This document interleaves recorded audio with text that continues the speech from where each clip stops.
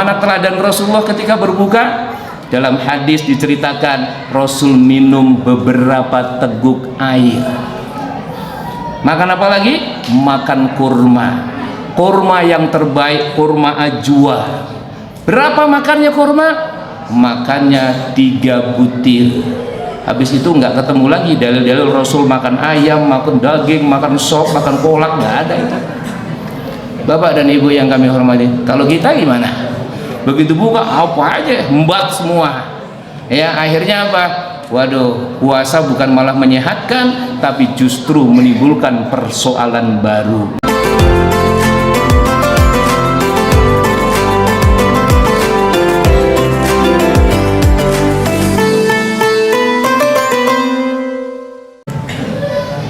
Assalamualaikum warahmatullahi wabarakatuh. Innal hamdalillah nahmaduhu wa nasta'inuhu wa nastaghfiruh wa na'udzu billahi min shururi anfusina wa min sayyiati a'malina. May yahdihillahu fala mudilla lahu wa may yudlilhu fala hadiya lahu. Allahumma salli wa sallim ala nabiyyina Muhammad wa ala alihi wa ashabihi wa man wala. Amma ba'd, faqad qala Allah ta'ala fil Qur'anil Karim, a'udzu billahi minasy syaithanir rajim. Ya ayyuhalladzina amanu taqullaha haqqa tuqatih wa la tamutunna illa wa antum muslimun. Ya ayyuhalladzina amanu kutiba alaikumus shiyam kama kutiba alal ladzina min qablikum la'allakum tattaqun.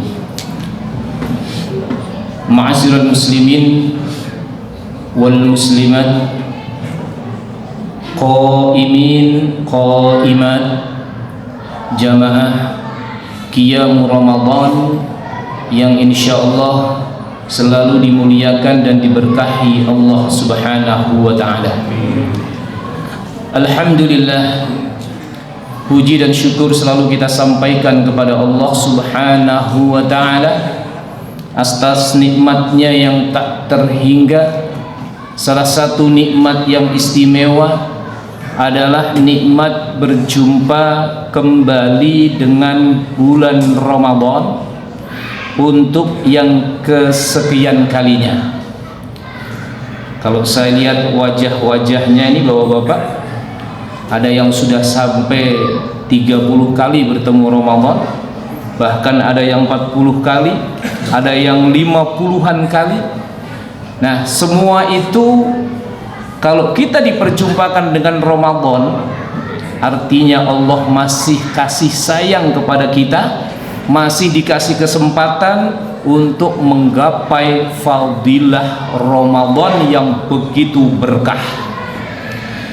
Bapak dan Ibu yang dimuliakan Allah Subhanahu wa ta'ala, tema sentral kita dalam kultum ini adalah mengapa kita diperintahkan untuk melakukan ibadah puasa. Bahkan puasa yang Allah perintahkan itu bagian daripada bulan yang diberkahi. Karena dalam satu hadis yang diriwayatkan oleh Imam Ahmad, Rasulullah bersabda, qad ja'akum syahrun mubarak, telah datang kepada kalian bulan yang diberkahi. Apa makna diberkahi? Makna berkah, berkah maknanya adalah ziyadatul khair. Ziyadah artinya bertambah, khair artinya kebaikan.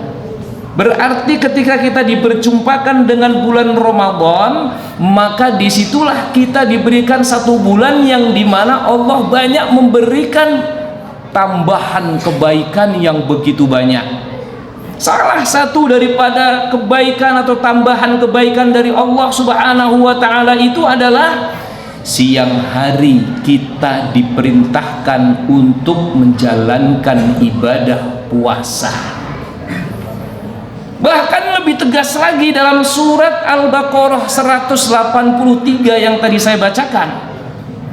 Allah nyatakan di sana, ya ayyuhalladzina amanu, wahai orang-orang yang beriman, kutiba alaikumusiyam, diwajibkan atas kalian berpuasa.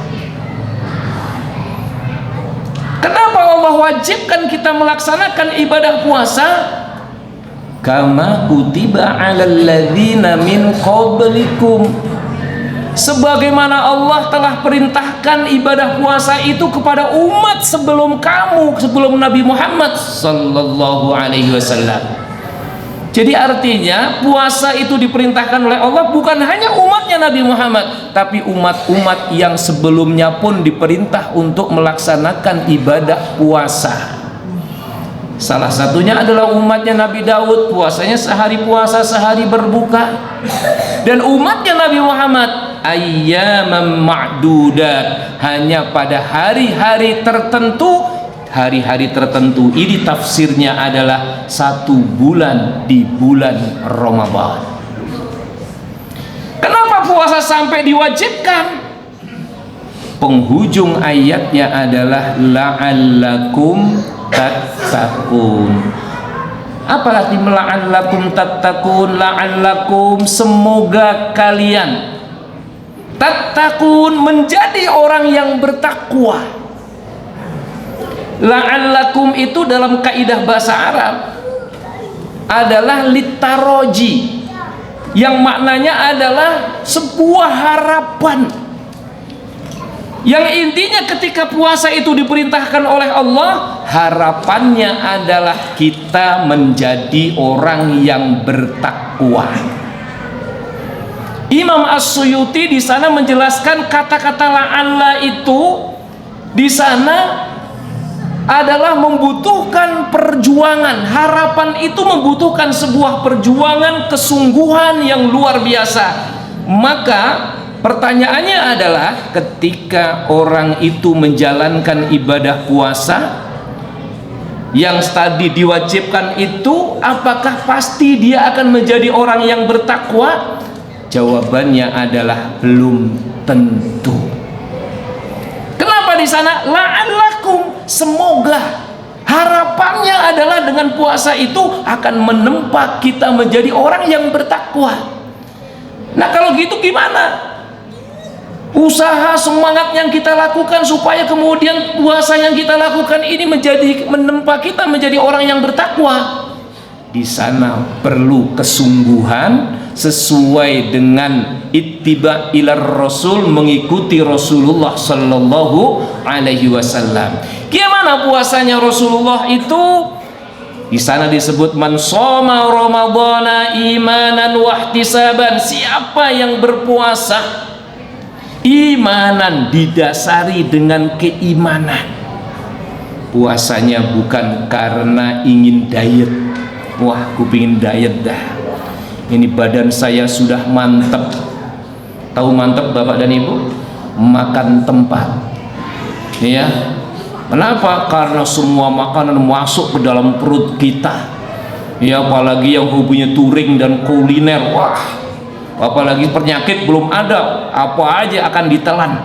Bapak dan Ibu yang kami hormati, baru usia 30-40 tahun mulai terasa dengkul mulai oblak, ya, kemudian badan sudah mulai agak nyeri, ya, makan yang hijau-hijau sedikit, kemudian apa yang terjadi? Kakinya, uratnya pada asam, ya, alias asam urat, ya, hobi makan yang manis-manis akhirnya kena diabetes, ya kan? Kemudian hobi makan yang daging-dagingan dan seterusnya, akhirnya apa? Kena gejala stroke, macam-macam terjadi. Kenapa? Karena Allah perintahkan kulu washrobu, makanlah kamu dan minumlah. Tapi ada kata-kata berikutnya, wala tusrifu, jangan kamu berlebih-lebihan. Yang halal mungkin diprioritaskan, gitu kan? Tetapi wala tusrifu, jangan berlebih-lebihan, ini sering kita langgar. Bapak dan Ibu yang kami hormati, apalagi kalau sudah nikmat, kapan lagi kita makan yang seperti ini, gitu ya. Mumpung duit ada, apalagi ada yang traktir kan begitu, wah apa aja akan disikatkan begitu. Bapak dan Ibu yang kami hormati, ini namanya berlebih-lebihan. Nah, karena itulah dengan syariat puasa ini sesungguhnya Allah hendak menempa diri kita, ya, supaya kita sumu tasihhu, puasalah kamu maka kamu akan menjadi sehat jasmaninya. Kurang yakin, tanya sama dokter, ya, yang ahli kedokteran, ahli ketabiban. Puasa itu betul-betul akan membuat fisik kita menjadi sehat, karena ada detoksi yang luar biasa. Racun-racun itu kemudian dikeluarkan karena kita menjalankan ibadah puasa, maka puasa akan membuat kita sehat. Berikutnya, bukan hanya sekedar fisik yang disehatkan oleh Allah, dengan puasa yang dilakukan maka rohani kita juga akan sehat. Bapak dan Ibu yang kami hormati, sadar atau tidak, kita kadang-kadang ngikutin makhluk lain. Makhluk lain itu apa?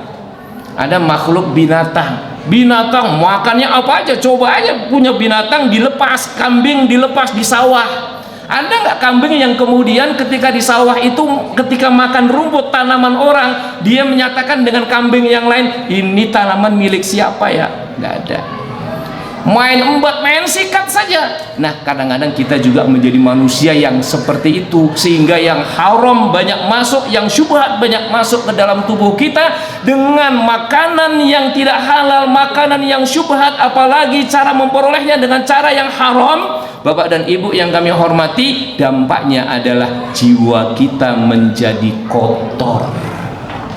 Ketika jiwa kita menjadi kotor, rohani kita menjadi kotor, maka ibarat kita punya laptop, punya komputer, punya HP, di sana banyak virusnya, sering hang, ngadat, lelet, lambat, ya, azan dikumandangkan nggak tergerak, aduh malas, capek. Dekat masjid, adanya suaranya kencang, kedengeran, hanya didengar doang, nggak sampai nggak kemudian menuju ke masjid. Ada kajian diselenggarakan di masjid ini dengan begitu semaraknya, begitu variatifnya, tema-tema kajiannya menarik, dia tidak menjadi orang yang ikut di dalamnya. Ini akibat apa? Akibat jiwanya kotor. Ramadan hendak membersihkan jiwa kita dari noda dan dosa yang kita lakukan. Syaratnya apa? Syaratnya adalah imanan wahtisaban. Puasanya dilakukan benar-benar karena Allah, ya, makanya diniatkan dengan niatan yang benar. Nawaitu sauma ghodinnya itu ditancapkan betul-betul, ya, lillahi ta'alanya itu betul-betul ditancapkan ke dalam diri kita, bukan karena yang lain-lainnya. Makanya dalam madhab Syafi'i malamnya harus niat, kalau enggak sah puasanya. Dalam madhab Maliki boleh niatnya 1 bulan penuh. Begitu awal Ramadan, bismillah, saya niat puasa selama 1 bulan penuh karena engkau ya Allah. Selesai. Ada yang ingin cari amannya supaya ketika lupa kemudian nggak niat itu sudah tercover, maka niatnya ada 2 kali. Begitu awal Ramadan, kemudian dia niat puasa karena Allah, dan kemudian setiap malamnya dia juga niat pula. Ya, Bapak dan Ibu yang kami hormati, ini dalam rangka kehati-hatian supaya kemudian puasanya imanan wahtisaban. Cuma persoalannya apakah niat itu harus dilafadzkan dengan mulut kita? Ini para ulama berbeda pendapat, ya. Tetapi sepakat bahwa niat itu maqarruha fil qalb, letaknya di dalam hati.